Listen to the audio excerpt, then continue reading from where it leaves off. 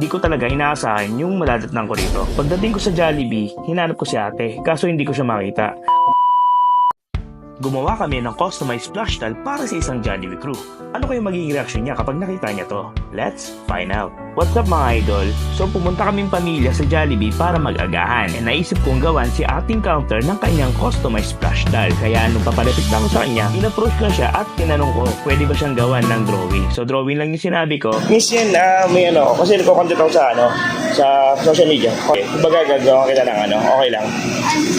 Picture lang nakita. Sige, picture lang kita nakasmile lang. And then, kinunan ko na siya ng litrato for the reference. And hindi niya alam na dal pala yung ibibigay ko sa kanya. Matapos ng ilang araw, nabuo na namin yung dal. And excited na akong ibigay ito kay ate. Kaya bumalik ako sa Jollibee kung saan siya nag-work. And hindi ko talaga inaasahan yung madadatnan ko rito. Pagdating ko sa